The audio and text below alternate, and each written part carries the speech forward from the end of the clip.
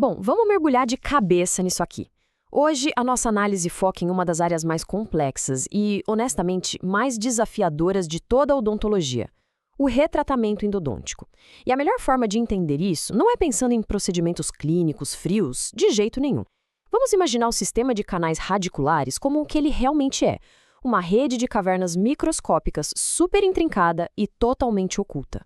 É lá no fundo, nesses túneis escuros e cheios de ramificações, que bactérias extremamente resilientes se escondem e conseguem sobreviver aos tratamentos iniciais. O esforço que a gente faz para tentar alcançar e eliminar essas bactérias é monumental. E a ciência que nós vamos explorar agora mostra exatamente o quão intensa é essa verdadeira batalha microscópica diária. Para guiar nossa exploração de hoje, nós vamos passar rapidamente por 5 estágios cruciais. 1. A infecção persistente. 2. O desafio da remoção. 3. Os fatores de complicação. 4. O arsenal tecnológico disponível. E 5. A realidade clínica. Ponto número 1. A infecção persistente, ou seja, a ameaça bacteriana contínua.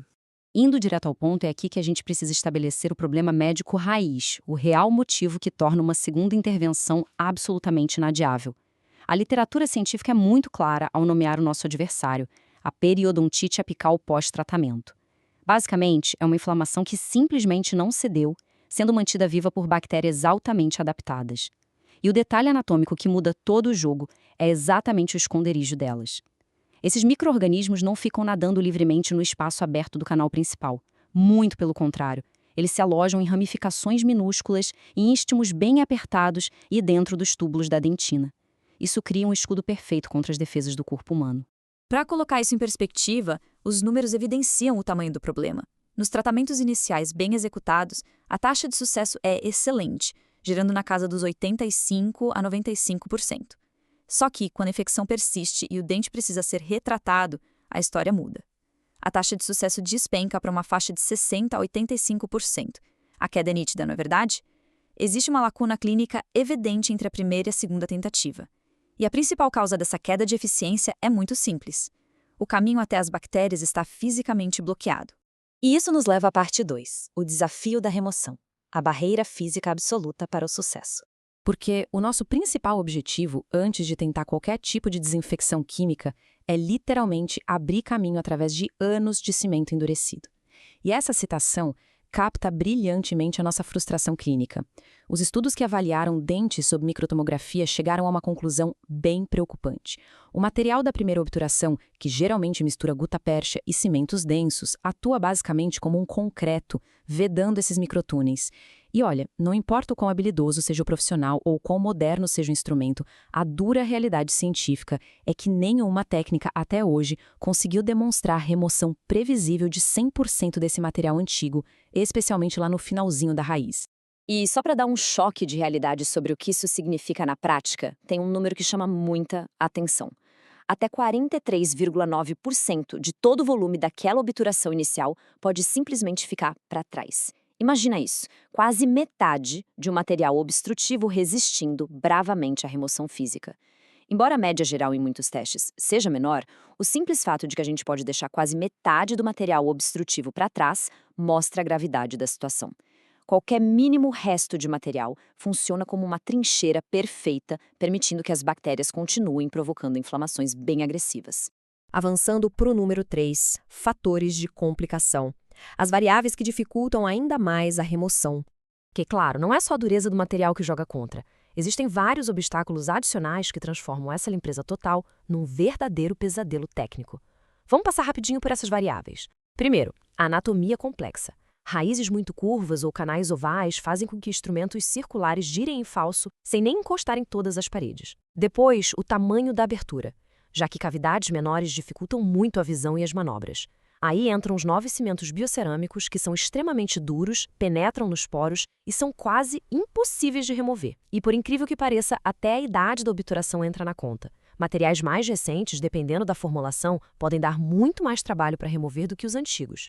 Diante de paredes que parecem impenetráveis, o que a gente tenta fazer, um instinto do passado, era usar solventes químicos, tipo clorofórmio, para tentar derreter esse bloqueio. Mas a comparação direta com os métodos mais modernos é bem incisiva. Os solventes até amolecem o material, Mas sabe o que acontece? Eles transformam tudo numa lama tóxica que gruda nas paredes do canal, selando as bactérias lá dentro e atrapalhando a remoção geral. É por isso que, em total contraste, o foco absoluto de hoje é a instrumentação mecânica. A aposta agora é no alargamento físico seguro e no atrito rigoroso para extrair esse material sem criar aquela pasta química prejudicial. O que nos abre as portas para a parte 4, o arsenal tecnológico, a missão moderna de resgate. Deixando esses solventes do passado de escanteio, a gente entra agora nessa verdadeira operação de resgate de alta tecnologia, desenhada em várias fases para vencer essas barreiras. O sucesso não vem num passe de mágica, num passo único. É preciso uma orquestração clínica contínua. Tudo começa com a remoção primária pesada do material visível. O segundo passo é a reinstrumentação, alargando sutilmente o canal para raspar as camadas mais profundas de dentina que estão infectadas. Mas a grande sacada, o passo que realmente muda o jogo, é o terceiro, as abordagens complementares de agitação. E o que é absolutamente fascinante sobre o nível de sofisticação dessas três tecnologias de vanguarda é o seguinte. Primeiro, nós temos instrumentos incríveis feitos de ligas especiais de titânio. Eles literalmente reagem ao calor do corpo humano, mudando de formato lá dentro do dente. Eles se expandem como uma colherzinha para raspar áreas super irregulares. Depois, temos a tecnologia de ultrassom. Uma pontinha de metal vibra em altíssima frequência dentro do fluido, criando uma tempestade microscópica de cavitação e um fluxo acústico capaz de desmembrar os biofilmes mais resistentes. E por último, sistemas a laser, que disparam pulsos ultracurtos e geram ondas de choque fotoacústicas tão violentas que limpam todos os resíduos sem sequer precisar encostar nas paredes do dente. É quase ficção científica. E o impacto prático dessas tecnologias na limpeza é gigantesco. Os dados mostram o seguinte: usar um instrumento de acabamento com liga especial depois da limpeza tradicional pode gerar uma remoção adicional de detritos de impressionantes 69%, varrendo aquele material que estava escondidinho nos cantos mais inacessíveis. E o ultrassom também não fica muito atrás, promovendo uma limpeza extra de 43% em média. Resumindo, essa agitação tecnológica toda não é um luxo, é a nossa escavadeira microscópica definitiva para limpar esse sistema de cavernas. Chegamos então ao nosso estágio final, o número 5, a realidade clínica. Como conectar toda essa ciência deslumbrante com a prática diária?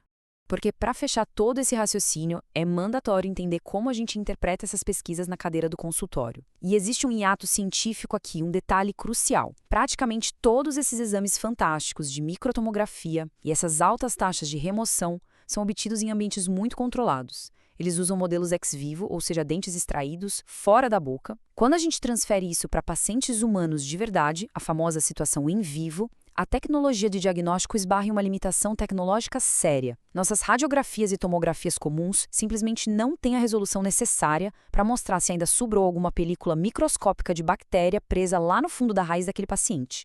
Então, a lição principal que nós tiramos de toda essa pesquisa é muito direta. Já que a nossa visão na clínica é limitada nos seres humanos, e a pesquisa já provou por A mais B que a limpeza básica deixa muito material perigoso para trás, só nos resta uma diretriz lógica. O uso desses procedimentos de alta tecnologia, como essas limas com memória de forma, ultrassom e o laser, precisam ser classificados como totalmente indispensáveis. Eles não são opcionais. A verdadeira eficácia no tratamento moderno depende totalmente dessa força-tarefa adicional. O que, no fim das contas, nos deixa com uma pergunta para pensar bem provocativa. Nessa guerra microscópica implacável contra bactérias tão resilientes, lidando com materiais de vedação feitos para durar para sempre, será que a ciência humana algum dia vai conseguir garantir um milagre biológico de 100% de limpeza? Ou será que a excelência da medicina vai continuar se concentrando em mitigar os riscos, melhorando esse nosso arsenal tecnológico para manter a infecção totalmente sob controle? Fica a reflexão sobre os limites incríveis até onde a ciência e a saúde conseguem chegar.